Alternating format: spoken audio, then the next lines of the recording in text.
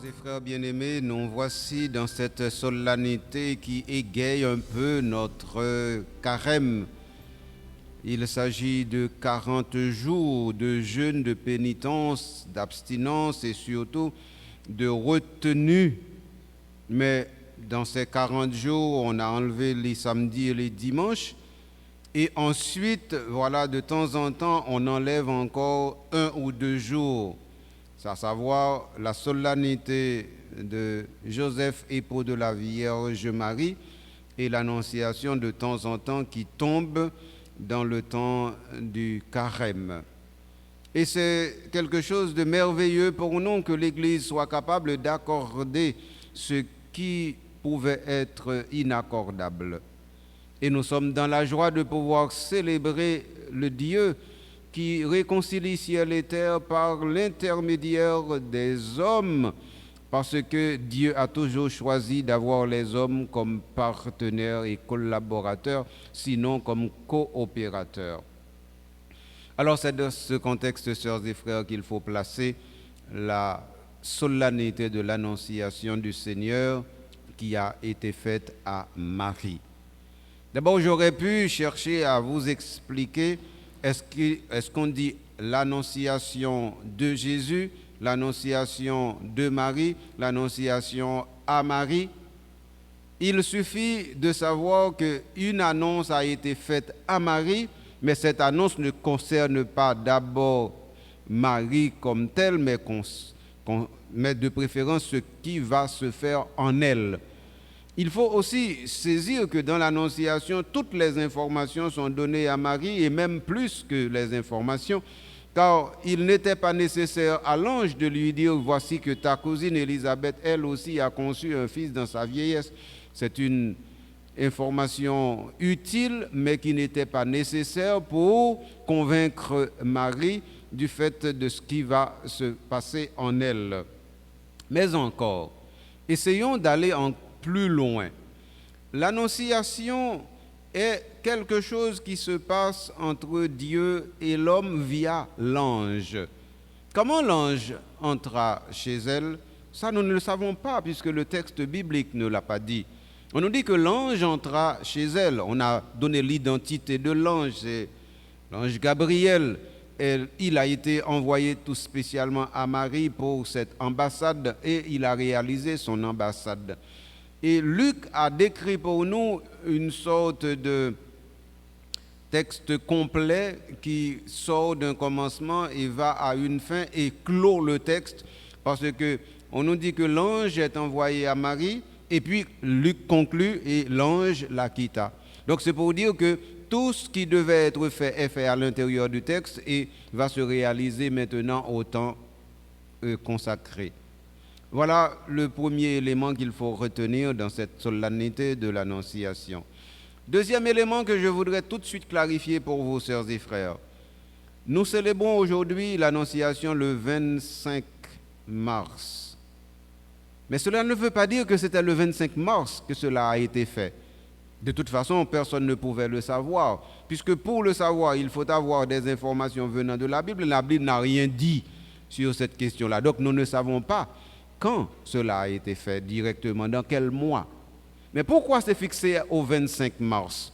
Eh bien, c'est pour une seule raison, c'est que depuis le IVe siècle, au milieu du IVe siècle, l'Église célèbre la naissance de Jésus le 25 décembre. Et donc, si vous reculez de décembre à mars, ça donne exactement 9 mois. Et sur le fait que normalement les femmes portent en elles un enfant pendant 9 mois, donc on a calculé, on a dit de 25 décembre, eh bien si on recule, eh bien ça donne 25 mars tout simplement. Donc voilà pourquoi c'est célébré le 25 mars. D'ailleurs, les orthodoxes ne célèbrent pas cela le 25 mars, mais le 6 avril. Mais nous savons aussi qu'une femme peut porter un enfant et puis ne pas attendre 9 mois pour accoucher. Donc cela peut être 8 mois et quelques jours, cela peut être même 7 mois. Donc autrement dit, on aurait pu avoir un autre calcul pour l'Annonciation et ça ferait que ce ne serait pas le 25 mars. Mais l'Église a tout simplement fait un calcul juste qui se base sur l'expérience humaine, à savoir qu'une femme ordinairement porte un enfant dans son sein pendant 9 mois. Et donc on calcule 9 mois jour pour jour. Voilà pourquoi nous sommes au 25 mars aujourd'hui pour la solennité de l'Annonciation de Jésus faite à Marie. Troisième élément que je voudrais clarifier pour vous, sœurs et frères, c'est effectivement Marie qui est le centre du texte et la réponse de Marie. Donc Marie est intervenue 2 fois, mais elle est l'actrice pendant tout le texte. D'abord, pendant que la salutation lui est adressée, on nous dit qu'elle est troublée, elle se demandait ce que cela pouvait signifier. Mais comment s'était-elle demandée? Ça, nous ne le savons pas, puisque Luc imagine qu'une telle salutation du ciel à la terre, d'un ange à une personne humaine, doit nécessairement étonner. C'est pour ça que Saint Luc nous dit que Marie ne savait pas que penser de cette... Mais Marie n'a rien dit à l'ange sur cette question-là. Pourquoi me salues-tu ainsi? Pourquoi me dis-tu pleine de grâce? Marie n'a pas fait cette question. Marie a fait 2 questions dans le texte.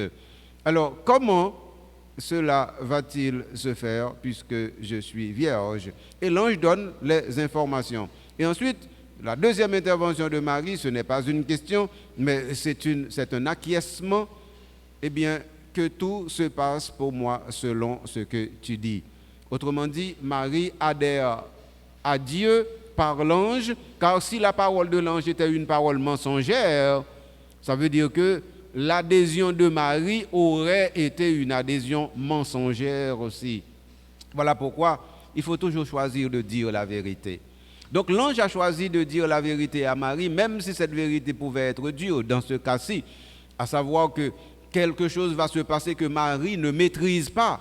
Marie ne sait pas qu'est-ce qui va se passer en elle. Et comment l'ange lui a dit que, eh bien, l'Esprit va venir te couvrir la puissance du Très-Haut. Mais comment cela va-t-il se faire? Donc la réponse qu'on a donnée à Marie n'est pas une réponse convaincante, mais Marie a cru. Il faut comprendre cela, sœurs et frères. Comment l'Esprit Saint peut-il venir couvrir et comment la puissance du Très-Haut va-t-elle se manifester? Marie ne savait pas. Marie a fait confiance. Donc voilà, l'annonciation, d'après vous, très certainement ou très souvent, vous pensiez que c'est parce que Marie a eu toutes les explications convaincantes qui fait qu'elle a choisi de dire « Je suis la servante du Seigneur ». Alors moi, je vous dis que c'est faux. Les explications, puisque ça vient de Dieu, elles ne sont jamais totalement, tellement claires que nous pouvons dire qu'il n'y a aucune incertitude. Il y a de l'incertitude même dans les choses les plus claires qui viennent du ciel, parce que justement, le langage du ciel n'est pas celui de la terre. Donc, c'est avec Frère Mio, ça nous comprendre, ça nous doit comprendre, ça n'a pas comprendre, c'est que, où est comment ils ont agencé liturgie pour aujourd'hui. Ils ont sorti directement avec le livre du prophète Isaïe qui nous met en présence de ce signe qu'il faut demander et qu'on ne demande pas selon Akaz. Et la réponse, c'est que je suis là, Seigneur, pour faire ta volonté, comme dit le psaume 39, 40. Alors, ce psaume 39, 40 est repris dans la lettre aux Hébreux au chapitre 10. Dans le livre, il est écrit que je dois faire ta volonté. Alors je dis, me voici, je viens pour faire ta volonté. Alors, maintenant, cette volonté, eh bien, c'est Marie qui l'a assumée dans toute sa plénitude en disant, je suis la servante du Seigneur. Car la servante, c'est une esclave. L'esclave ne fait qu'obéir aux ordres reçus du maître. Alors, Marie s'est comportée non point en reine. Elle s'est comportée tout simplement en servante et en esclave. Et c'est comme ça qu'elle est devenue reine. Donc si vous voulez aller plus haut, il faut d'abord commencer par prendre le chemin de l'humilité comme Marie. Donc c'est ça la grande leçon pour la célébration d'aujourd'hui. Dernière précision d'ordre historique. Je vous dirais que, puisque la date du 25 a été fixée à un moment où l'Église avait compris effectivement qu'on avait fait le choix de célébrer la naissance de Jésus un 25 décembre. Maintenant, quand est-ce qu'on a fixé ce 25 mars à 25 mars? Eh bien, c'est au cours du 7e siècle. Ça veut dire qu'on a tâtonné à peu près 3 siècles entre d'abord la naissance de Jésus et l'Annonciation avant d'établir cette fête. Pourquoi?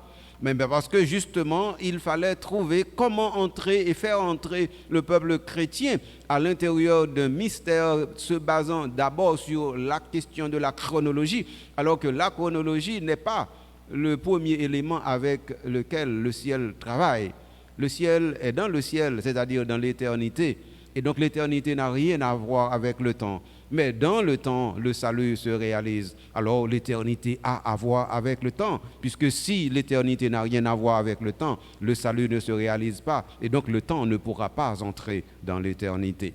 Donc c'est comme ça que la chose se présente, sœurs et frères. Donc au 7e siècle, nous pouvons maintenant comprendre que, eh bien, on a la célébration du 25 mars qui est liée directement aussi au fait que dans l'Église, les célébrations sur la très sainte Vierge Marie, eh bien, la grande dévotion à Marie va commencer.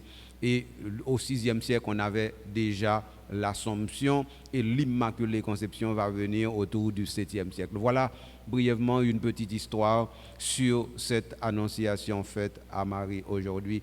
Vous avez bien compris que je n'ai pas parlé de l'enfant à naître de Jésus qui sera appelé Prince Salut, qui sera appelé celui qui vient du Très-Haut, qui sera aussi de la race de David et qui normalement aura un règne sans fin. Je n'ai pas parlé de cela. Il vous suffit de savoir que Marie a été docile à la volonté du Seigneur, à la parole de l'ange, que vous aussi, vous devez obéir à Dieu et à Dieu en premier. Et c'est en obéissant à Dieu et à Dieu en premier que vous prenez le chemin de l'humilité. Et le chemin de l'humilité conduit certainement à la gloire. Amen.